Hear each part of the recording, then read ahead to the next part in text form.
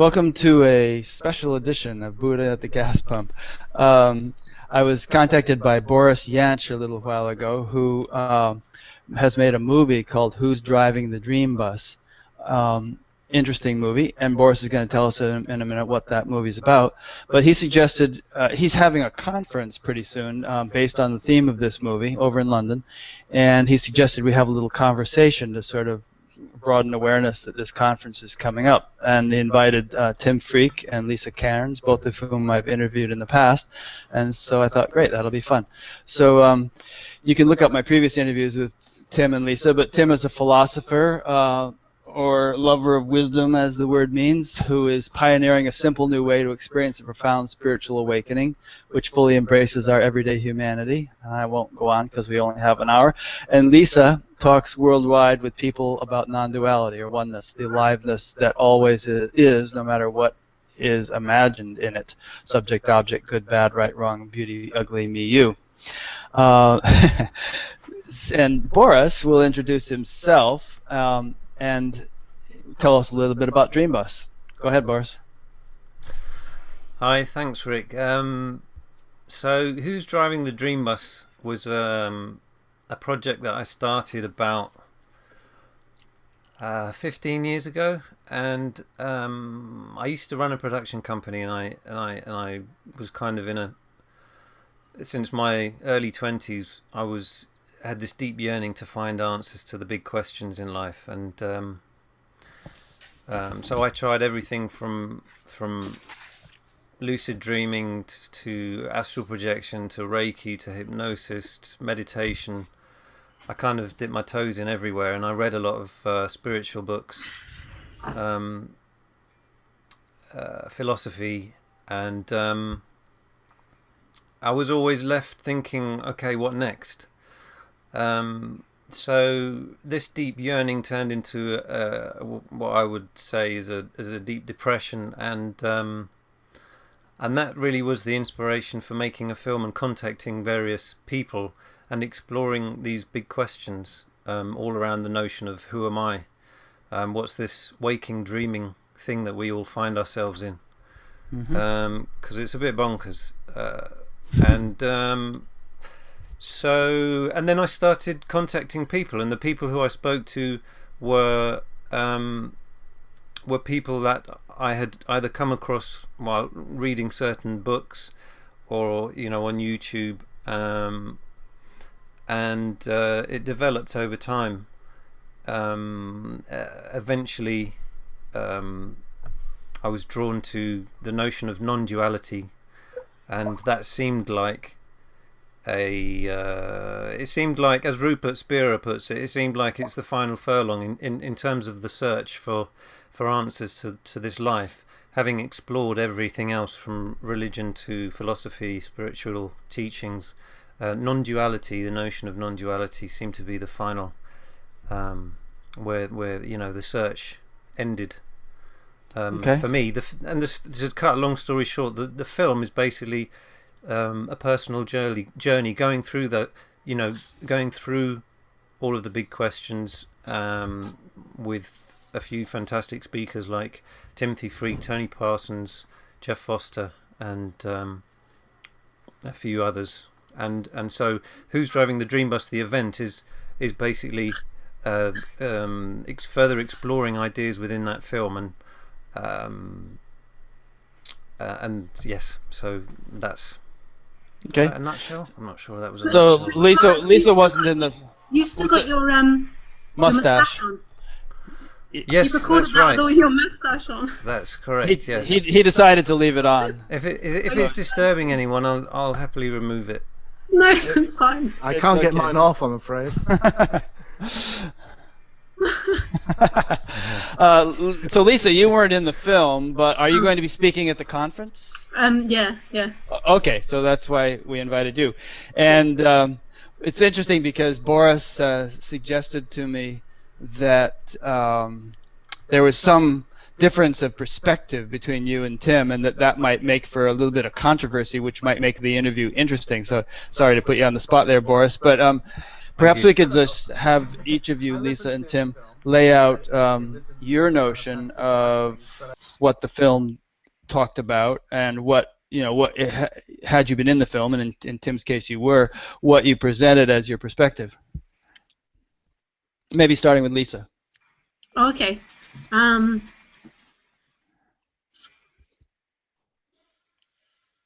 Wow, what I thought the film was about. Well, do you want me to give you a seed thought? Go for it. Okay. Well, I mean, the very title of the film implies that the world is a dream or an illusion, and that there may not be anyone driving this dream bus of a world. And a lot of the speakers in the film emphasize that there really is no person. Tony Parsons is the most notorious for emphasizing that.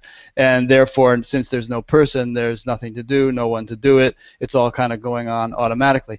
Other people introduce more of a kind of a driver in the bus and say, yeah, that's true on some level, but I also feel like I am a person in addition to maybe being a non-person, that I'm making choices and I'm feeling things as a human being, and there's free will as far as I can perceive. So those seem to be contradictory perspectives. So where would you fall on that spectrum, Lisa? There doesn't seem to be anybody driving the dream bus from here.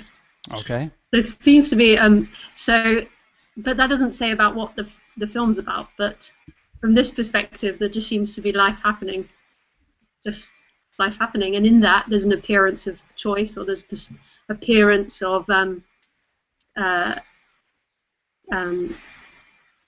ideas, but that still doesn't imply somebody's driving it.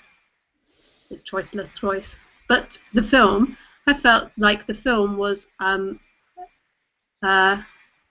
Boris's exploration of this subject, which is a really sweet exploration of who he was and his relationship with the world. That's what I felt the film was about. Okay, but so your experience though is that there are choices, there are preferences, and so on, but there doesn't seem to be a chooser or a preferrer. In other words, there is no one to who is having these choices. There are just choices showing up in the dream. Yeah. There's I wouldn't call it in the dream, but choices appear. So a choice appears to choose to drink my tea, or to grab the cup. But it doesn't appear for someone. Just sometimes action just happens. Sometimes a thought appears to choose something, and sometimes it's a combination of both. But it still doesn't imply somebody's there. And when there's no choice, there's no choice. When there's no thought coming up, I'm going to choose the tea. There's just what else is happening. Yeah. Okay. So in other words, you can't sort of identify or locate a drinker of the tea or a chooser of the thought or an owner of the dog or whatever. There's just these things that there's just life happening. What's happening? Always just what's happening. It's so simple. It's just what's happening, and it doesn't belong to somebody. The somebody only ever is in interpretation. So how would that contrast if it does with your experience, Tim? Well, my own feeling is that is a very beautiful statement of half the picture. And I had the delight of being with Lisa on a panel at the Science Non-Duality Conference, and thoroughly enjoyed her playfulness in that perspective, which I delight in and love. What is interesting me is something else, or slightly different, but I really relate to what Lisa was saying, because it was something which fascinated me also for a very long time. And that's not to say that it's lesser in any way. I just feel like there may be more to say. I'm very suspicious when human beings end up saying it's the final furlong or we've arrived, and I think, oh, this is a very big, mysterious business we're in, and I suspect we're always at the beginning, not the end. So as someone who feels very much at the beginning, I'd like to say a couple of things, really. One is, I think this image of the dream, and it's a metaphor. In science they use metaphors, like they used to compare the world to a machine, in which all the cogs turned, there was no free will, it was just a machine. And then we got other metaphors, like it's a hologram or it's a computer. And these are all objects. Now, in spirituality, the metaphors tend to be subjective metaphors, because spirituality is a subjective investigation. So the natural metaphor is dream, and I use that a lot. And what's great about the dream metaphor is it captures actually, for real, a very deep part of actually what I experience, which is the awake state seems to me like a lucid dream. And what strikes me about a lucid dream is that you don't wake up from this. You don't go, oh, it was all an illusion. It's all right. What you actually find is you're in it and it's in you at the same time, like a dream. So when you're dreaming, you still experience being a person in a dream, making choices, having a experience, seeing from one perspective, meeting other dream people. And the dramas are important. They matter. And they're transformatory. You can learn, and you can go on a journey, and there's a story. And at the same time, when you're lucid, when you're lost in the dream, that's all you see. But when you're lucid dreaming, you see that also the opposite is equally true. That you are not in the dream at all, that you are the dreamer who's dreaming the whole thing. And from that perspective, you are the whole dream. You're everything and everyone in the dream. And you see this beautiful paradox that you're both separate and individual from looking at the dream, and you're the whole thing at once. And that captures for me much more what I experience, which is, oh, these two sit together, and I can't prejudice one over the other. They're both part of the nature of reality. And here it's very simple, like Lisa says, it's all mystery, it's all one, it's all happening. And here it's the opposite. It's very personal, it's very complex, it's very tender, it's very vulnerable, it's very human. And they both sit together. Oh my God. And what's exciting me about this conference, this Who's Driving the Dream Bus conference, is because, and I may be wrong about this, I'm ready to be shown completely wrong, but from what I can see, the non-dual community is moving and changing. And I'm so pleased. Because when I first really came across this 15 years ago, whenever it was, 20 years ago, it was pretty, non-duality wasn't much spoken about. I was very influenced by people like Ramesh Balsekar, had a very extreme non-dual view, because it was hugely exciting and took me to a very interesting place. I'd never really seen it so clearly as when Ramesh showed it to me. But the journey didn't stop. I thought it had stopped, but it didn't. It carried on. It was more interesting. And it moved back into this both and, so that the personal, rather than being the illusion and the thing to get rid of, suddenly became, yeah, it's all one. Now this is really interesting. Oh, yeah, it's all a dream. Now what is the dream? Is this just some mistake? Is the fact of our individuality, 13.5 billion years of evolution, some error? Some illusion we've fallen into, and if only if it would go away, we'd all be better off? Or is actually it really precious, really important? But to really see what it is, we need to also have this perspective of seeing that it's all one. And in that way, if I just maybe add one thing, if I put on my scholarly hat, because I wrote a number of scholarly books when I was younger, and one of the most popular was on Gnosticism and the ancient mysteries. And what fascinated me about Gnosticism and the ancient mysteries is they had this initiatory process, which they saw as a natural process, I think, that human beings went through when they awaken. And the first step was moving from identification with the body to identification with the separate soul. And that's what you can see in the New Age movement, the personal development movement, all the things that I suspect most of us have come across and been through in some way. And then there was this big jump, which they called the pneumatic or spiritual initiation, which is when you come right out of the personal and you go, oh my God. And that's the non-dual. You just come out and it's, oh my God, and you see that it's all just happening. It's a revelation. You think it was all about developing a person, and suddenly you're not one. And it's, whoa. But it doesn't stop there. The initiatory process moves on to what they call the mystical marriage, or the sacred marriage, which is the bringing together of all opposites, in which they are both two and one at the same time. And what I'm interested in is, I think the non-dual community is moving in that direction. That's what I really noticed in these events I've been seeing, is that more and more people are coming through to the point where they're realizing that the personal, our lives, is not something to be dismissed, not something to just ignore, but actually is really, really important. And there's a greater authenticity coming in, which I love. And the most important thing, when there's both and, there is love. There really is, because the love is in the human. It comes through from the one into the many. So I'm really hoping that there's going to be an interesting debate about the no one's there versus, yeah, and also somebody there, this both and perspective. And who are you on the panel with, Tim? I think I'm with Tony, which I'm really looking forward to. Oh God, I got to see that. Which will be great. I really hope so. Tony and who else? Who else am I with? Boris? Boris is like, It's Richard Lang, I believe. Yes, the Headless guy. Way. Right, Yes. okay, great. But it'll be fun. I think it's great panels because I think it's lovely. I mean, in one way, you never get to hear really where someone's coming from because you're moving between people. But it's so lovely when you can hear human beings who are explorers, who have actually bothered to really question this and have found something which they think is worth sharing, and which people are interested in hearing about. And then we can compare notes. Well, that's where I'm coming from. It's much more of a explorer of the mystery.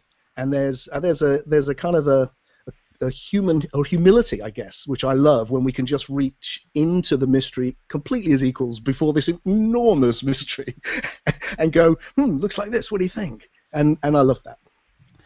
Hey Tim, I'm curious. In those Gnostic traditions that you mentioned, do they discuss the tendency for people to feel that whatever stage they have arrived at is final? And to not anticipate that there might be something more? I haven't come across that because, I mean, the literature from the Gnostic period in the ancient period is very, we don't have a huge amount. But right. I certainly see that. And I see it myself. I mean, let me say that. When I was much younger, when I was a teenager and found my guru who was the perfect master, I'd arrived already. I'd already found the answer, and then that was not the answer, and I moved on to other answers until now it feels like, no, there's never arriving without traveling, just as there's never traveling without arriving. The two always go together. There's always more, and thank God. Thank God there's always more. So, Lisa, what did all that sound like from your perspective that Tim just said?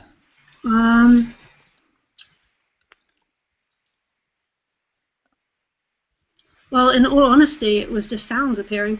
It was very nice, and I enjoyed listening to Tim, but what else is it but that? True, but sounds... I hope it's a little more than that, Lisa, because when you speak, I can hear meaning in the sounds you're making. If it was just sounds, it would just be la la la. But I can hear meaning, which is amazing. Obviously, they make sense if there's a certain type of listening. Like a focused-in listening. If there's a broad listening, then it tends not to make so much sense. But if there's a focused-in listening, then the words seemingly fit together and make sense. But it doesn't mean to be a dismissal of what you're saying, but it's just sounds appearing. It's not it. It's not the way it is. It can never be the way it is. The way it is the way it is what is now. It's just, yeah. It's true. It sounds appearing, and your dog has lots of little cells living, but somehow you give interpretation to that as a dog whom you love and whom you play with and whom you feed. If that happens, it might not happen. Yeah. Generally, it tends to if we want to be functional in the world, does it not? No, because it's not seen like that from here. It doesn't seem like I have to put any effort into there's a Lisa here that has to put effort into being functional. Life just happens. It's so simple. It just happens. There's feeding the dog, or there's patting the dog, or there's telling the dog no, or picking the dog up, or sitting the dog on the lap. Or now it doesn't feel like I'm having to put effort. There's a me in here having to put effort into speaking. Speaking just comes out. Very simple. Do you not like effort, Lisa? I don't know. Come on, you're making this effortful. But no one said anything about effort. I mean, fine, everything. I mean, couldn't everything Tim said have been interpreted as something that's... It could be interpreted many ways. Some beings would interpret it as genius. Some beings would interpret it as crap. Some beings would interpret it as not making any sense. It could be interpreted lots of different ways. It's no definite way. It's just what it is. Tim, you want to respond to that? I could, but I'm trying not to do all the talking. We've been here before. Lisa's a bit of drama. Lisa is her most articulate, in my view, when she laughs engagingly and blows us all away. Because at that point, no, really, I'm not being funny now, and I'm not trying to. I really mean it. Because at that point, you express, I think, what you see perfectly. because it's something which isn't to do with words. Yeah. And therefore, when you come to words, I hear you struggle, because what you're saying is ha ha la la, and I get that. I really it doesn't feel like a struggle. It's just no, there's no struggle. I can see it. Which is why when I say, when you smile like you are doing now, it's the most articulate, because at that point there's no words. It's just flying out of your eyes, and I get it. I really, really do. And I really get also that right now on your journey, this is where you want to be, or the life wants you to be, if you don't like that, or the nobody wants you to be, or whatever it is, or the one has put you, or whatever works for you. And that doesn't mean that you won't spend the rest of your life articulating this for people beautifully. I mean, it's not, it's not that you must move on, or you will move on, or there's even, it doesn't matter. I love the fact that consciousness is exploring itself, the life, better to say, is exploring itself from so many different directions. And like you, I don't think there's any way of saying it this right, because it's not going to happen. But maybe we should get into this subject, as the title of the film is Dream Bus. But I don't see a you or me. That's only an interpretation, which isn't wrong, interpretation. But who is this you or me? Well, I think the you or me arises here, Lisa. And I think it's fairly obvious. And I think when we start saying things which misses out the obviousness of our experience, we've kind of become like fundamentalist religion does, kind of says things which are kind of a bit like, hang on a second, I really think that. So, for instance, I am separate from you as a conscious being. And that's obvious because I can think a thought now, and I can know what it is, and you don't know what it is. Now we're having that experience, and you're the same, and Rick's the same, and Boris is the same. So the thing we need to understand is where we start from. That's where we start, and then we can come to this deep place where we can realize that the being on which that's arising is not separate, and it's not.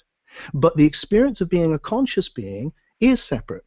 And that's very obvious, and I think if we deny that, we've kind of moved into a realm of fantasy, whereby we're losing touch. Fantasy already saying we are somebody?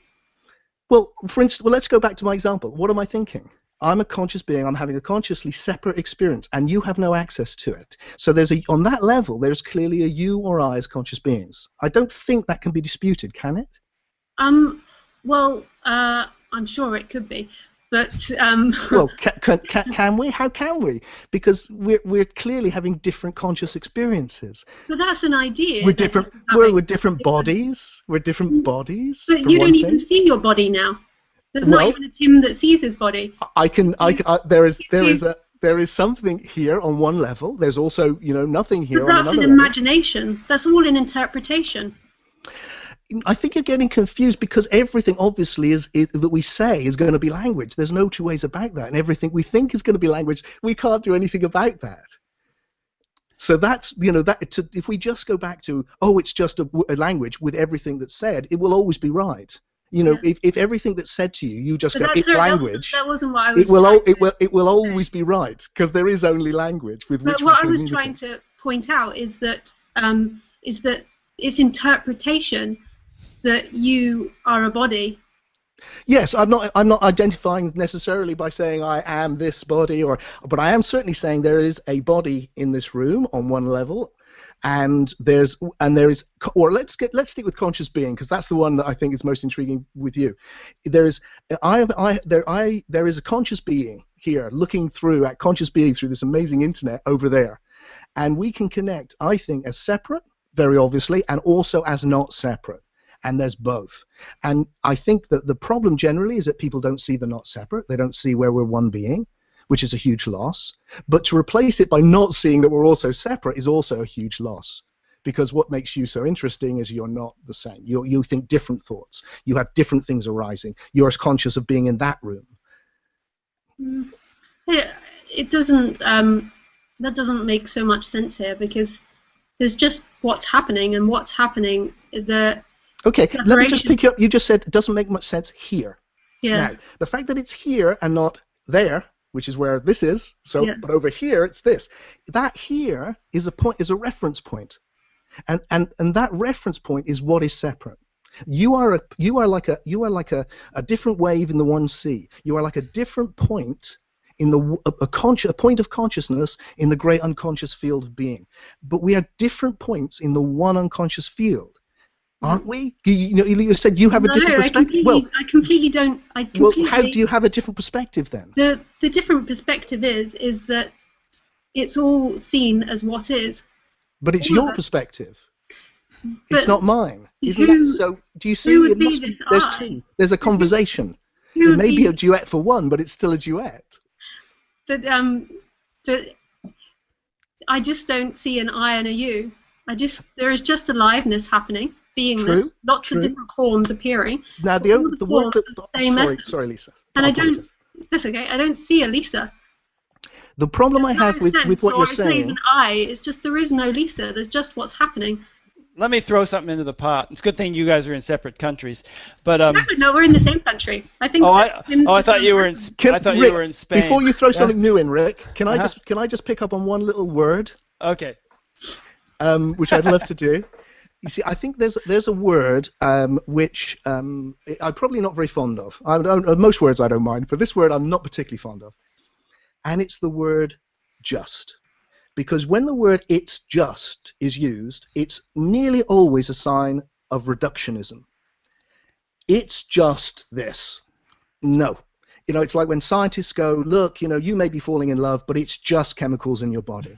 Or, which Einstein ridiculed. Or it's just the cause and effect of gravity. And it is that. Obviously, it's that. How interesting. But it's not just that.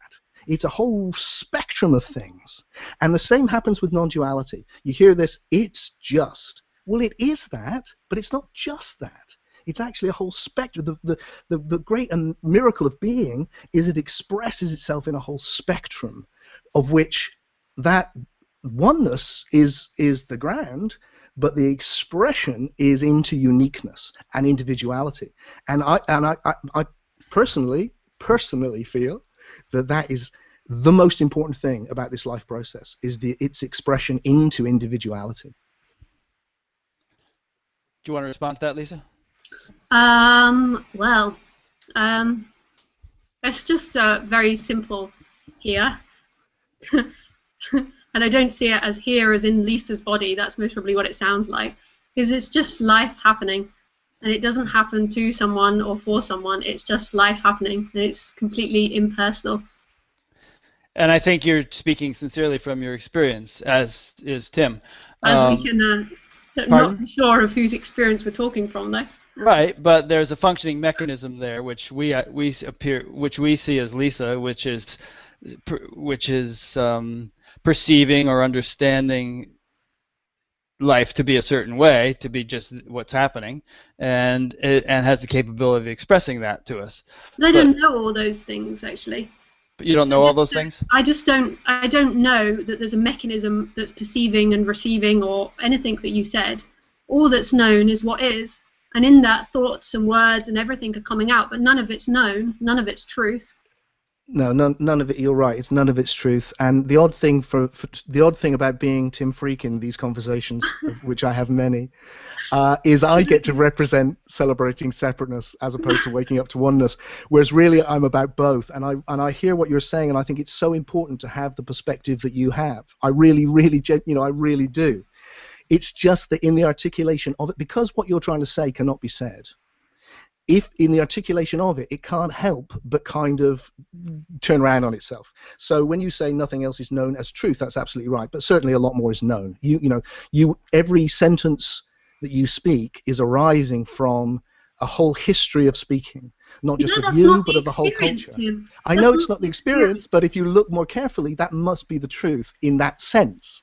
That in saying those sounds and responding in that way to me, that makes very logical sense. Well, it's not about logic. It's just about looking and just looking and listening, because the words are not just sounds; they carry meaning, and that's why they're so interesting. So we need to account for some sounds have meaning. What's that? Where's that arise from? But that makes very logical sense, that it arises from the past. But that's not the actual experience, that anything arises from the past. No, arises in this. That's right. But in trying to understand the nature of reality, we have to get. I think we have to actually, again, when you're stuck in time, it's such a revelation to come into the now. When you're stuck in the now, and you think that's all there is, because it isn't all there is. It really is. There's a past and there's a future, and we live in it. Right now, we're living in both, all of it.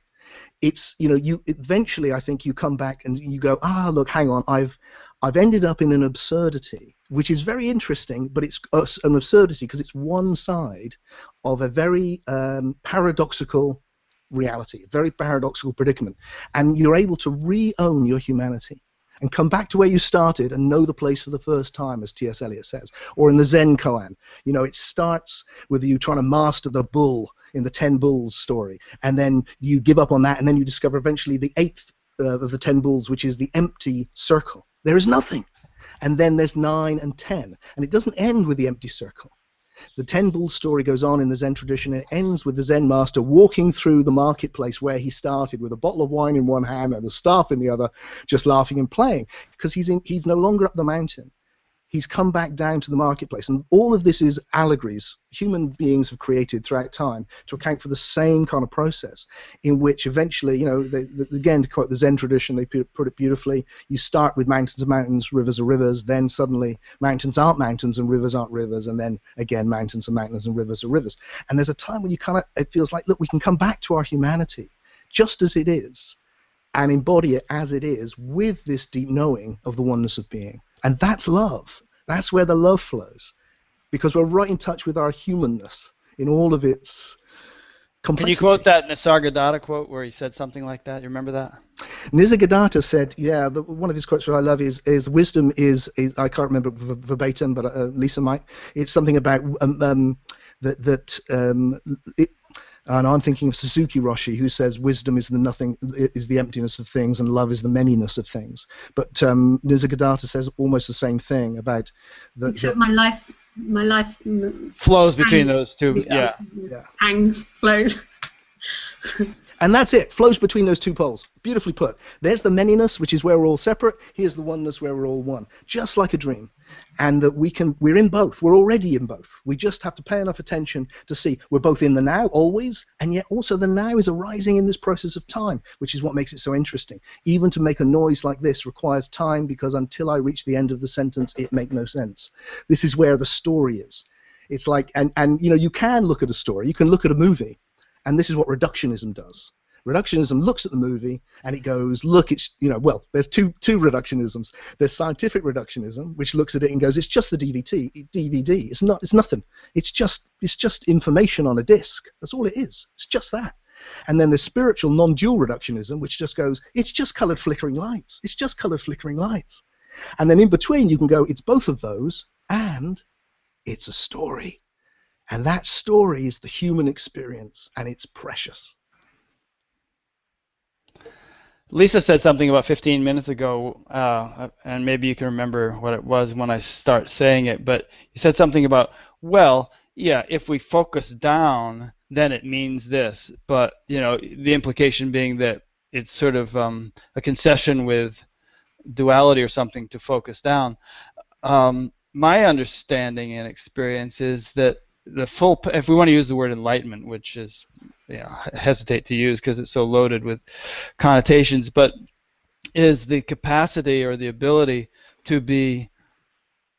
appreciate the unboundedness and focus within precise boundaries simultaneously, and to imbue or to acknowledge all the meaning and significance and importance of those boundaries, and yet to see them essentially as the boundless. And that's paradoxical. I mean, an enlightened person, so to speak, should be able to pilot a 747 in a snowstorm, and remain in that silent, uninvolved unboundedness and appreciate all the diversity that he's experiencing as essentially being that, and yet at the same time, really pay attention to what he's doing and land the plane safely.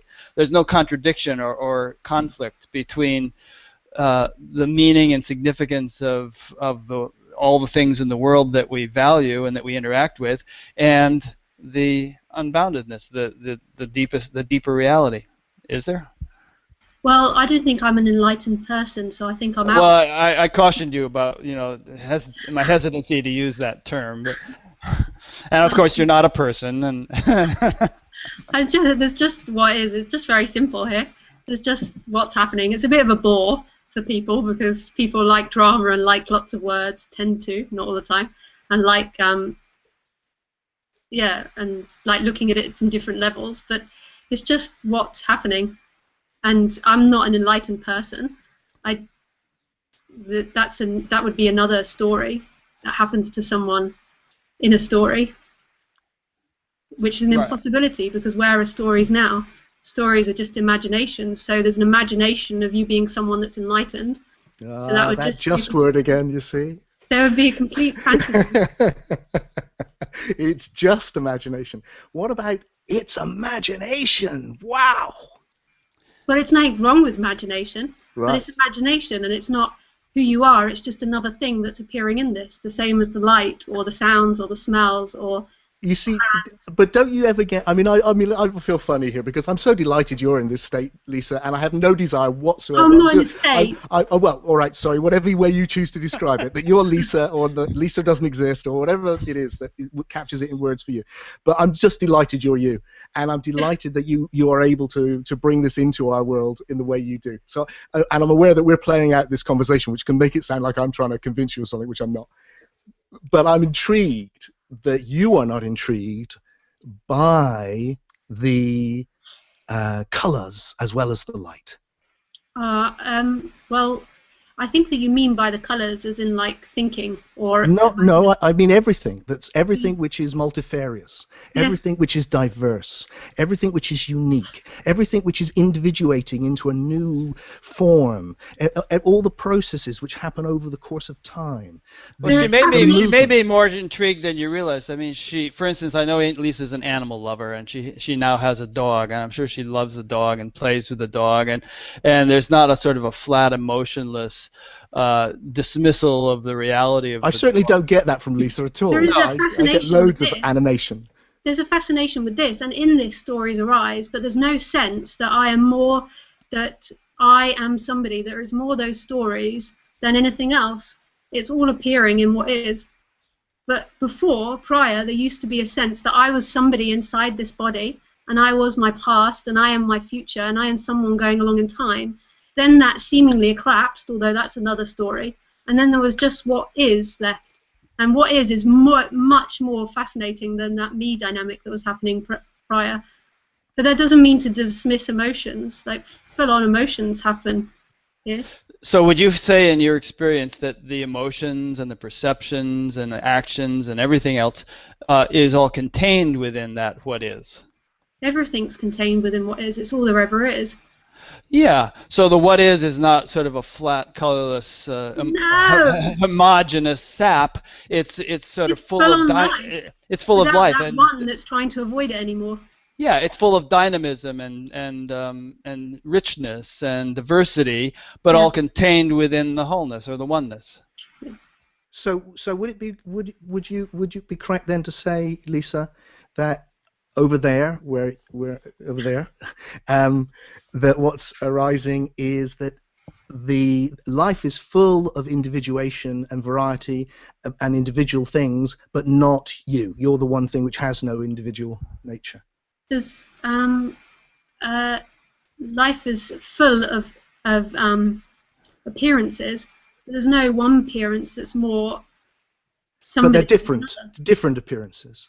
There's a difference between your hair and your nose, or your table or your chair, and the different colours. You can tell the difference between different colours. There's seemingly different appearances, but they're not separate in any way.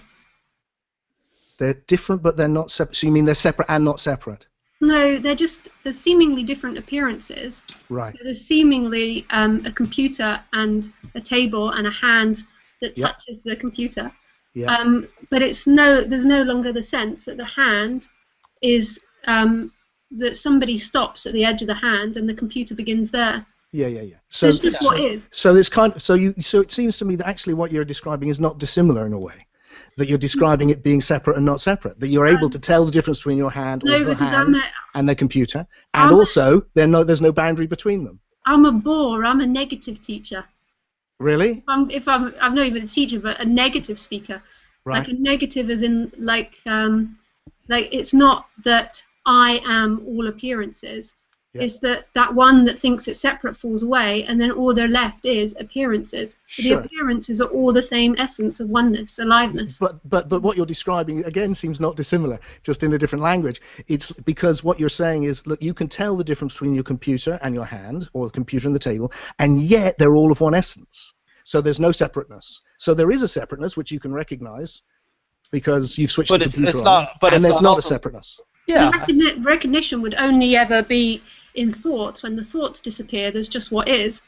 Oh, so sure. there might be a When the thought thoughts that disappear, arises and says, yeah. Lisa's hand got burnt on the computer, or burnt or bitten by the dog or something. Right. But that's in thought. Then when that dissolves, then there's just what is again. Of course, yes. When there's silence, there is what is. Yes, for sure. But obviously, thought serves a function. You need to walk down the street, and you need to recognize that thoughts aren't the creator of this. Thoughts are just something that appears in this. Thoughts do not create functioning. Oh, I didn't say they did. Oh, okay. I thought you said you need thoughts in order to function. It serves a purpose. It's a faculty. When you're walking down the street, you might need to recognize that this is a bus and it's moving very fast and it's large and it's heavy and I better not stand in front of it. But that's not all a mentation process. It happens kind of spontaneously. But through learning, you learn that as a child that you don't run in front of buses. The body mind mechanism becomes conditioned, but it doesn't need to be thought about. There's many a time, I'm sure, when Rick's crossed the road and there's been no thinking about how to do it. Absolutely, most of the time. Body's mind mechanism, yeah. But there was some. It's amazing how quickly we can type. We're not like, why are you over, or whatever it is. Yeah. Well, actually, that's probably I shouldn't have taken that road. No, Rick, I think you should have done, because Okay. I think you're right, and I think again it's kind of like we're oversimplifying things because they're also complex as well as simple. But and ironic for me, because I'm a great man of the simple. Everything I do is about the simple. But also, with thoughts, you say about the learning process. What we do when we learn is that we start by being conscious of it and thinking about it. And then once we've learned it, we can do it automatically. So when you've got kids, you're constantly trying to get them to be conscious, use their thoughts, to be able to think about things. When you make a discovery, if you're using physics, you're going to need maths. We need these languages. But there comes a point where it just functions. But that's a journey to that place. Yeah. And I mean, any good violinist or skier or tennis player or we have a dog interruption here, but I think Sorry. That's okay. So I think based on what Tim was just saying, there's so many things in life that might have taken some thought when we were first learning them, but have become automatic because they're so deeply ingrained, like an athletic ability or a musical ability or something like that. It just all becomes second nature to us after a while. So we need both of these. It seems it's both. It's not either or, it's both and. We need unconscious competence, that ability to just let it flow, is the most attractive place to be. But sometimes often to arrive there, we go through conscious learning. And that's where we use all the faculties which nature has given us, which are wonderful. And that's what you see in growing up. And that's what you see as you carry on growing up, actually, right to the end. You're constantly doing it. And I come back again to the fact that we're speaking. And we just take that for granted as if it's just happening. But it's not just happening. We've arrived at this ability to speak. And we've learnt that ability to speak. And now it's just happening. I interviewed Gary Weber last week, and you were on a conference with him you were on a panel with him at the conference, Tim. Yes. And one of Gary's big things is that he doesn't think. Yes. Although he did acknowledge in the interview that he does think, just not so much anymore. And I think one thing that happens is, if we contrast the blah blah type of thinking, that the noise in the head, the 10 radio stations at the same time that's most people's experience, with the silent, virtually thoughtless mind that we might shift to after undergoing some sort of awakening.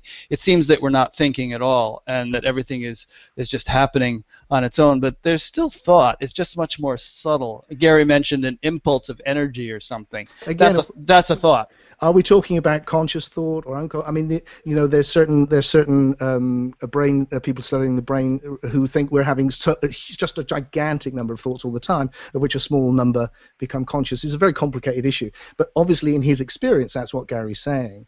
For me, it's like thought it is, to use Lisa's lovely phrase, imagination.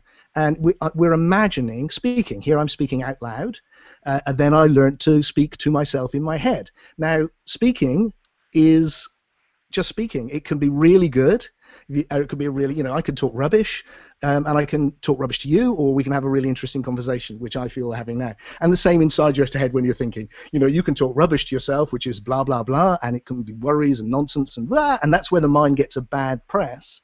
Or you can think some of the beautiful thoughts which have led people to create wonderful poetry and works of art and music and science and work out things and reflect, and that's a huge and beautiful thing, and it's taken a great deal of human effort from our ancestors to arrive at, and I honor them for it. And so it becomes like, hey, let's thoughts great if we think good things. All of these things have a place, but if they also have another side, because everything has that paradoxical nature.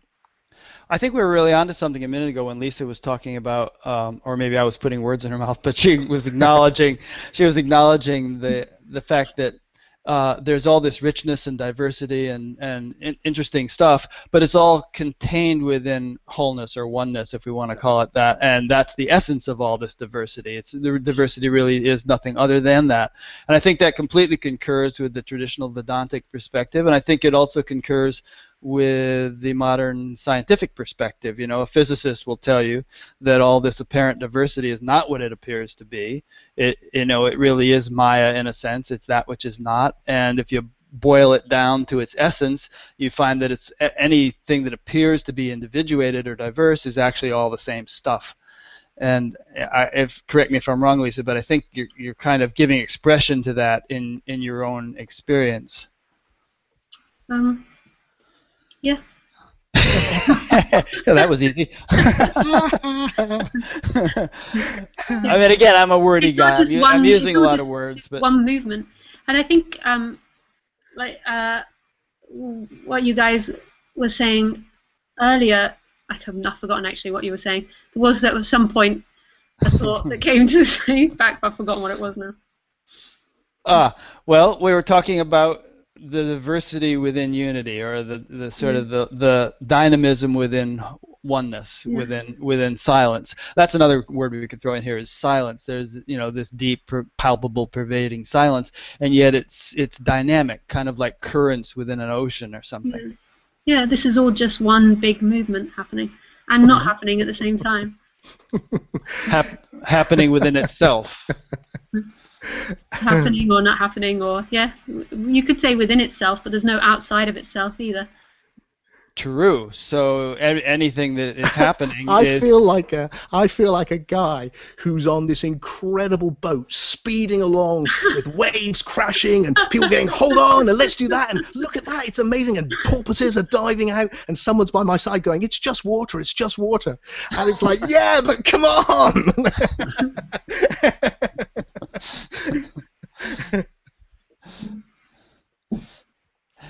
I'm reminded of the Gita for some reason at this point, where there's this huge battle about to occur, and tens of thousands of people are going to be killed, and Krishna just has this smile on his face, and basically says, I've already killed them and it's a done deal. There's this sort of incredible, intense, diverse display of creation, and yet it's all happening within this sort of playfulness of the creator. It's all, I think I could, anyway, enough said on that point. Somebody chime in. All Lisa? right, I'll try. Lisa, that'd be lovely. I'd love to hear you. I missed what you last said. I'm sorry. Just that, the universe is incredibly dynamic. There, on the subatomic level, it's dynamic. If we release the energy contained in a single atom, it's this huge explosion. On, the galactic level, it's dynamic. There are black holes and quasars and things crashing into each other, and the whole thing is this vast, marvelous display of, we could call it creative intelligence. And yet it is just an appearance. The physicists will tell you that you can boil all that down to the unmanifest, to sort of just a virtual nothingness or virtual reality. But you can't say that's only it. and you can't kind of rest on the understanding of that. A physicist can't say, well, there's really no gravity because at the quantum level gravity hasn't arisen, and then go jumping off a building and expect to get away with it.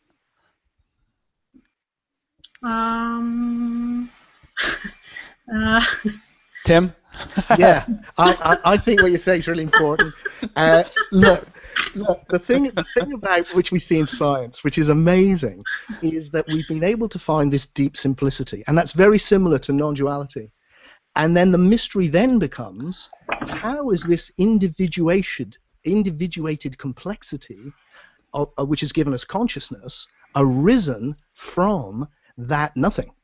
From that incredible simplicity, and yet, in arising, each time something new emerges, it's more than the parts. This is a really interesting thing, and it's led to us, who can now think about and reflect on these things. Now, my feeling is that keeping that process going is really important.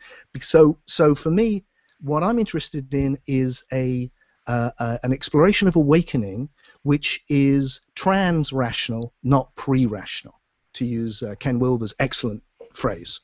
See, I think if we go for the pre-rational, which is going, oh, rationality, nothing, no, don't want that. We're very similar to the trans-rational, which is what I think the great mystics are talking about. It sounds the same, but it's not. It's before rationality. The trans-rational, and this is your guy in the 707 who's awake and able to fly it, which, by the way, proved that I wasn't enlightened because I couldn't possibly do that. What it does is it goes, look, the trans-rational has transcended rationality and found this deep state of being, but contains the rational, or the transhuman, if you like, which contains the human. It hasn't gone back before it, which is where we start as kids. It's discovered that place we start as kids, where we're just like in the moment smiling, going, it's just happening, it's just happening. But we've got this as well, because we've gone through that on the evolutionary journey, so we're able to transcend and include what is gone before. So it's non-dual and it's dual. It's not done by having to lose anything. You just gain more. Any response to that, Lisa? No, this body, I'm not so heady, and this stuff doesn't keep this interest. Not that you guys aren't fascinating in your own right, but let's talk about love. Let's talk about love for 5 minutes. I kind of begin to phase out, so I don't mean to be rude. No, that's okay. As I was thinking that as Tim was talking, I was thinking, to Lisa, all of this must sound so complicated and heady, as you say, and unnecessarily intellectual and all that. But that's just the way. But it interests some people, and I don't criticize, or there's not a judgment of that. For some people, that's really interesting, and that's not a criticism. It's just for this body-mind mechanism, there's more of an enjoyment in other things. Yeah. Okay. So that's completely legitimate. I mean, that's the way Tim is wired, and I'm wired that way. Yeah. It's not meant to be a criticism or a judgment. Not as well, but we're all kind of different expressions of that same totality, each with our own unique tendencies, and yours happen to be, not so complicated. Really, you're a simple person in a complementary sense. Yeah. It didn't used to be that way. Lisa used to be incredibly complicated. Oh yeah. But, not complicated in feeling.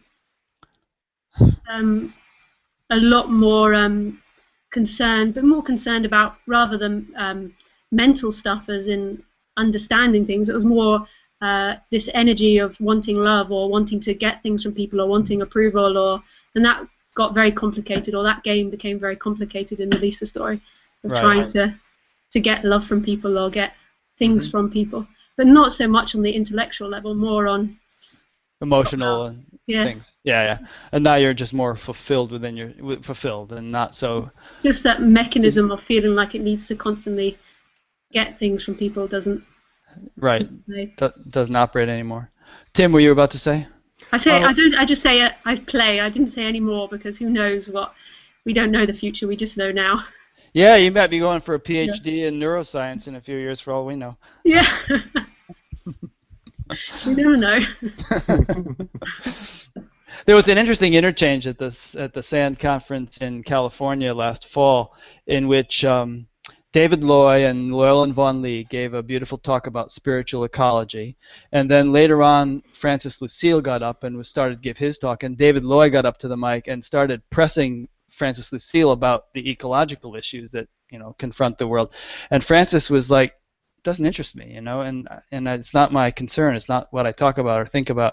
And David Loy says, well, it should be your concern. I mean, it should be all our concern. Can't we bring spirituality to these more critical global issues? And Francis was like, the Earth is like a speck of dust in the big picture of things. And there was this interesting tussle that went back and forth for a while. And I'm just reading Llewellyn's book now on spiritual ecology. And I guess the reason I'm bringing this up is just to introduce this issue of, does this simple, pure, non-dual realization have any larger utility aside from making our life more simple and perhaps enjoyable and meaningful? Does it have some larger significance for the world? No. Okay. I thought you were going to say that. And Tim? Oh, I really hope so, Rick, because to me the thing which is I mean this is not missing in Lisa at all. I can see it loud and clear in Lisa and in many other people who have developed the way of thinking about things that Lisa has. The love. I wanted to talk about love because love is the key. At the end of the day, where I do agree with Lisa completely is that eventually it can just be yeah. It's all interesting, it's fun, I enjoy it, but the place where I want to rest always is with love. And for me, love arises in my humanity when I'm in touch with this deep oneness, when I can connect as one and many with the world and with each other. And so there's a lovely line, I mentioned the Gnostics earlier, in the Gospel of Thomas, which I love. It's a line which really struck me one day when I read it, where it says, they're talking about the gnosis, which is the waking up to the state that we've been talking about, the non-dual, the knowing, the one thing you know and you don't know anything else, and you can't say what it is. It's just what it is. The thing that Lisa is talking about very well is, it says, those who are free because of gnosis become slaves because of love. And that's my experience, is that as I wake up to this oneness, as I see that there is a place where there is no Tim and no anyone, and it's all happening and it's one, it's arising, that recognition is arising through consciousness which is individuated in this human being called Tim. And that when those both arise together, there is separateness and not separateness, and there's this huge love. And that love is what makes me want to come back to the story.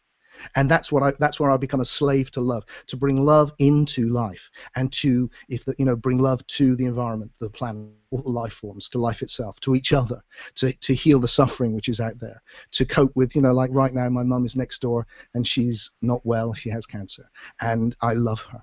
And I want to bring that to her, and I want to increase the love in the world, because that oneness arises this big love, and that's what makes me so passionate about not resting with the it's just, but coming back in and it's also, so that we can bring that love really dynamically into life. And that is to take a risk. It's to take a risk that we'll become human again, and we've just escaped it, and we may not want to come back to being human again, but actually it's safe.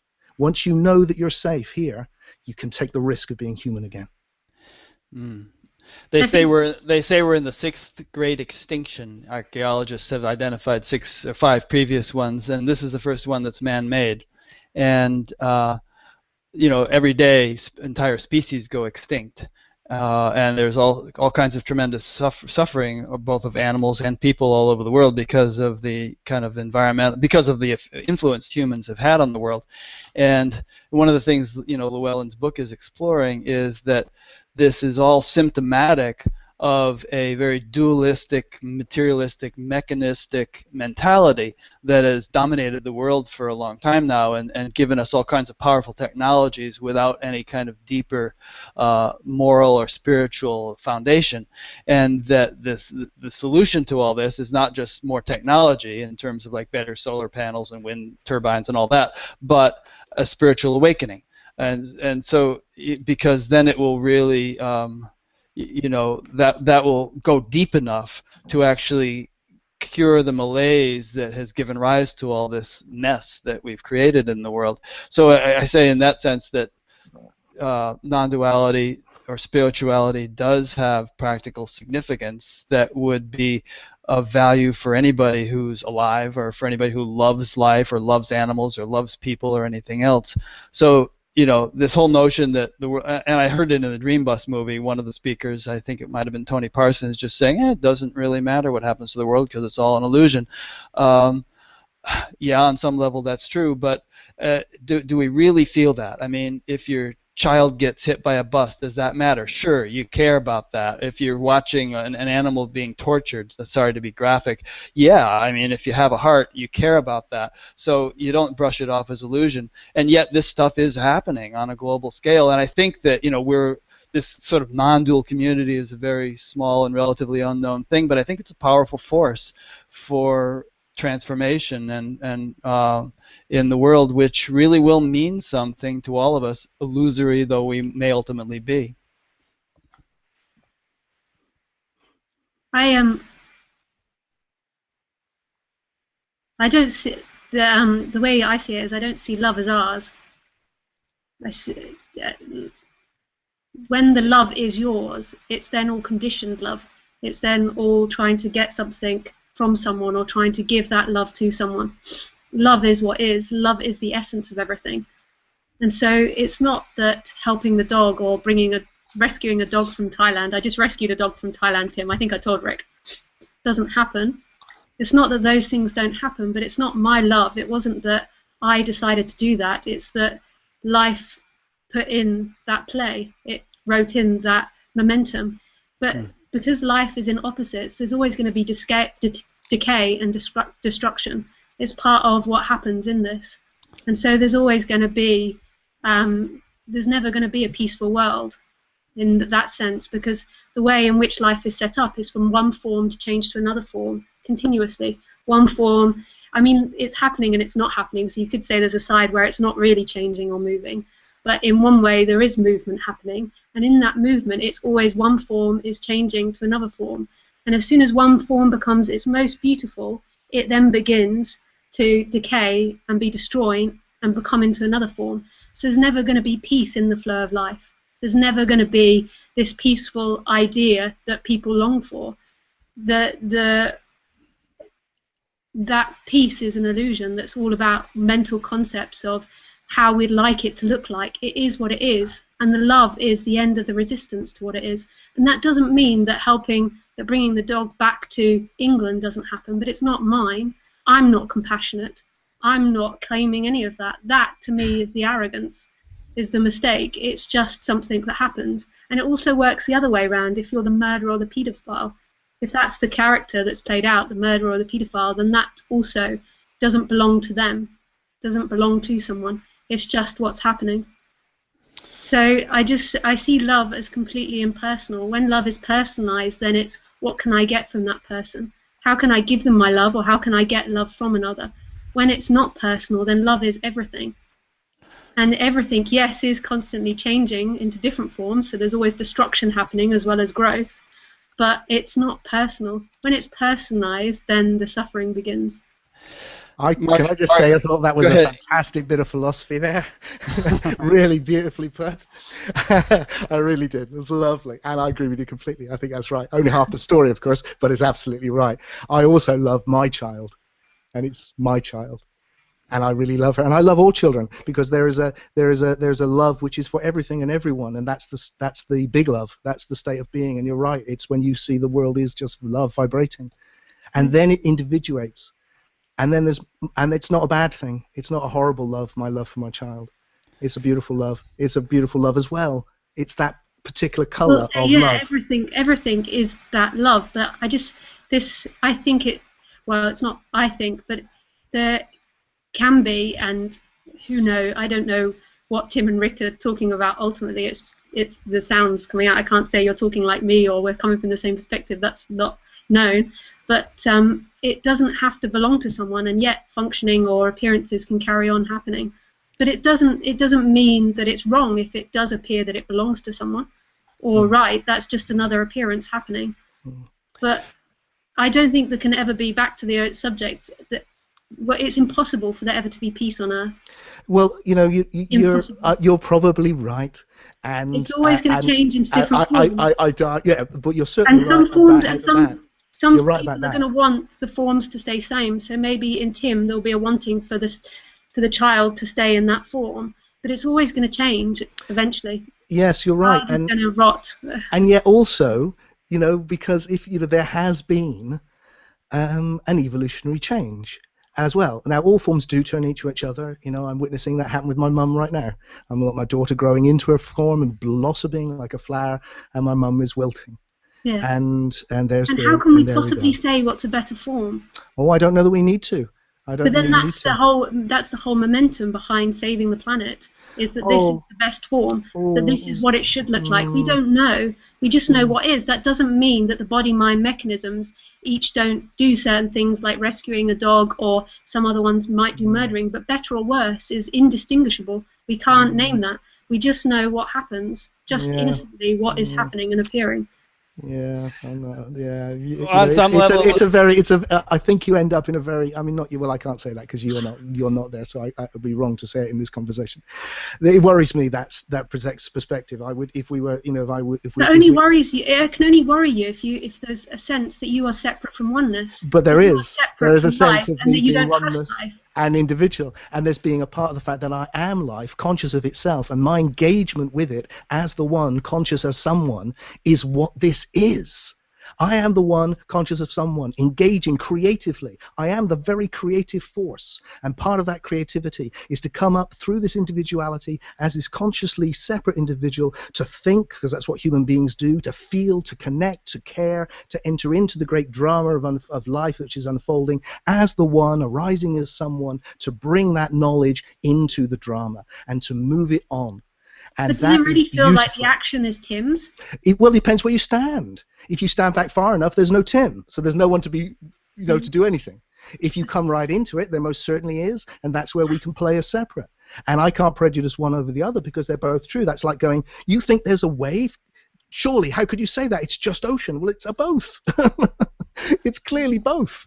And that's why it's so beautiful to engage. Well, and why I say it worries me is when I come into the individuated story as Tim, and I hear this, I see this amazing woman saying these amazing things, articulating this one side of it so well, it feels to me that the conclusions, the quietest conclusion that it arrives at, if it hasn't got both, is actually it doesn't matter that it is, but it can undercut the very thing which life is, the one is doing, which is arising as separate individuals to be conscious, to be creative, to engage. And that, to me, is the symphony of life, and we get to sing a short verse, and how wonderful that is.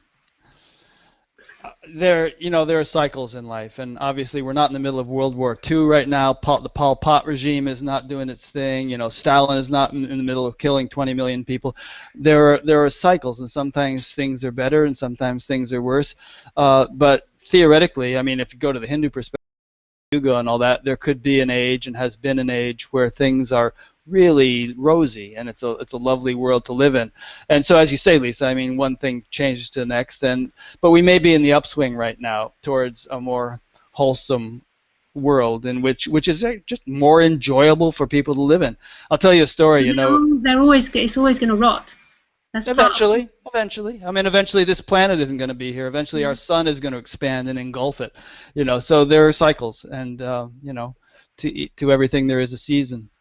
But you've probably heard of Amma, the hugging saint, and I saw her a couple times this summer, so I'm reminded of this story. But she, in addition to having hugged 32 million people over the last so many years, and doing that many, many hours a day, and having that be a really moving experience for those individuals, in her spare time, she's built all these hospitals and schools and orphanages, and working on farmer suicides, and building houses for tsunami victims, and on and on and on, a big long list. And yet, she knows a thing or two about non-duality. I mean, I'm quite sure she's established in seeing the world as one, and in seeing everything as one, and so on. And in fact, one time one of her swamis said to her, well, what more can we do for the world?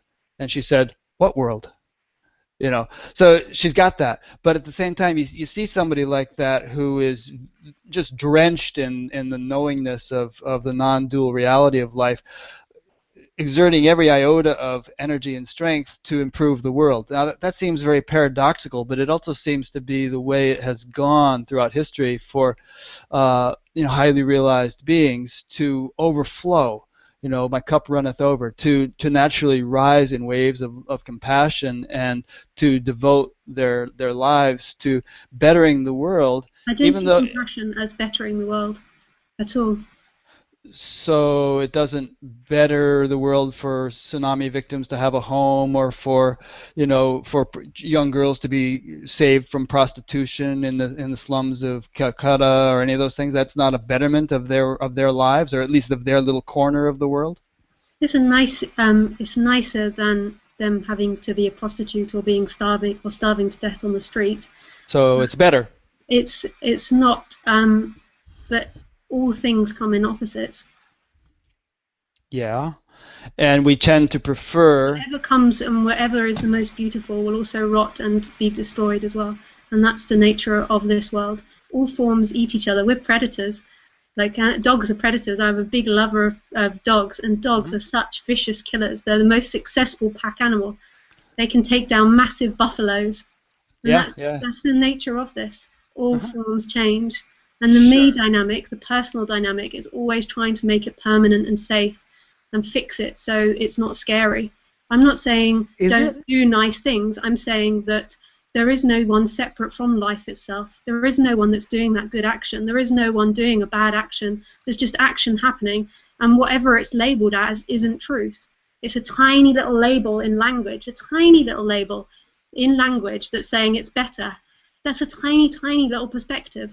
It's not known. This is all mystery. It's not known. I'm not saying that what this body mind mechanism would or wouldn't do in certain situations. Who knows what it would do? But what I'm talking about is the end of defining someone as a good person, someone as a bad person, one action as a right action, one action as a wrong action, one action as a better action, one action as a worse action. That's not known. Do you believe in hot and cold? Sorry? Do you believe in hot and cold? I don't believe there's no hot or cold? Ice is the same as your stove? So there's just sensation happening, and if the hand is burnt, more than likely the hand will move away from being burnt. But this is all language, and ultimately something isn't cold, something isn't hot. That's just language which has been put onto it. The dog's not labeling it as hot or cold, and yet there's still experience happening. I totally agree. I mean, there's a level on which there is no hot or cold. There is no, fast or slow, big or small, old or young. All those dualities are ultimately... Yeah, and the me dynamic's always going to try and run to the peaceful experience and the peaceful world, and it will never ever get there. It's like a hamster in a wheel. It's the natural tendency of life. It's the natural tendency to move toward greater happiness, greater enjoyment, greater fulfillment. One doesn't choose to put one's hand on a hot stove because it's unfulfilling. Well, that's it. Just because that's what happens. You have any thoughts on all that, Tim? I'm just really intrigued by how we've gone around in big circles with this. Yes, it is all mystery. The irony is just about everything which Lisa is saying you could read in many of my books, and almost so there is such a strong resonance, but as well there is the opposite, because as Lisa herself said, everything comes in opposites. So everything is separate and not separate. Everything is one and many. Everything is distinguishable and indistinguishable, depending on where you stand. Now, you can choose to try and stand just in one place. Whether you can actually do that or just claim you're doing that, I hold open, because I genuinely don't know. And meeting Ramesh Balsekar, who I know was a big influence on Lisa too, I believe, was a wonderful experience, because it was somebody who could articulate, great philosopher, amazing philosopher, who could articulate that perspective. But ultimately, I remember sitting with Ramesh, and it was, at the time I didn't pick up on it, but it troubled me, and I could feel it. A woman said had come with her husband's ashes, which she'd come to put in the Ganges from Europe, and Ramesh's attitude was, well, there's nobody there and it doesn't matter. And then somebody at the back said, "What about love?" And there was only about 5 of us there. It was a very long time ago. And Ramesh said, "Love is the opposite of hate." And something went, "Oh, yeah, I get all of that, but I want to go up to that woman and go, tell me about your husband and how was it, and da-da-da," and just find that personal connection as well. And that is what has happened to me after that, was that from that huge revelation which lasted from numbers of years and a lot of stuff which I wrote at that time, this journey back into the personal, so that I agree with everything that the fundamentalist, as I would call it, or reductionist is the best word, reductionist non-dualists say, but it's reductionist. And just as I understand what the reductionist scientists say, but it's reductionist. And what it's missing out is the bit in between. They both go to the it's just one, either in the physical object or in the spiritual subject. It's just one. And it is one, and this is why they sit together so well, actually, because they're both reductionist. And what they lose is the place where we started in the middle, where all the colors are, and where everything is in this individuation process in time. So that gets lost, and yet that, to me, and it doesn't have to be to everyone, is really precious, which is why I do care about the planet. I do want to engage with the drama, even though it does hurt. I do want to engage to make it a better world for my children, even though I don't expect to ever see a perfect world and may not even see a better one. I do want to make all of those commitments, and I would love it if more of us did. Well, I think one thing we can conclude from all this is it's going to be an interesting conference. Yeah. And Boris has still got his mustache on. Boris has his mustache. He's going to wear it to the conference. So, Boris, can you give us like some details about when and where this conference is going to be and what people can do? Oh, your mustache just slipped. Yeah, absolutely. Can I just have my turn at the loo break, please? Just 30 seconds. I'll be back in a... Well, we're just about done. We're done with this interview. So can you just tell us about the conference, and then we'll wrap it up. All right, great. Well, first of all, thank you ever so much, guys. It was that was brilliant. Let me just cut to Lisa quickly. That was like, in terms of a conversation, it was like the perfect curve. You know, when you watch a film, you have the entertainment curve, and it was just brilliant. I really enjoyed it. The conference, I would just say, it's the weekend of the 31st of August and the 1st of September, bank holiday weekend. So please come along if you want to become enlightened. Oh, there goes a flying pig. Lots of people who are going to be coming have a sincere search, a yearning to find the answers, and I really think it's the right place to come if you are doing that. And we've got some 10 fantastic speakers, so come along, please. Great. And there's a website, right, where people can find out about this and sign up and so on? There's a website, dreambuslive.com. Okay. And we've got some videos on there with all of the speakers, and all of the information is there, the booking information, so you can book your tickets, and we'll see you there, hopefully. Okay, and so let me make a couple of quick wrap-up points. I will be putting all this on batgap.com, which and I'll be linking to the conference and linking to Tim's and Lisa's websites and all that, as usual. And a few other things you'll find there. I know Boris is desperate to go to the bathroom, but bear with me for a second. There's a lot of other interviews on batgap.com, which you'll find categorized alphabetically and chronologically. There's a place to make a donation. There's a place to sign up for an email newsletter. There's a discussion group, all kinds of stuff. So feel free to go there. There's also an audio podcast.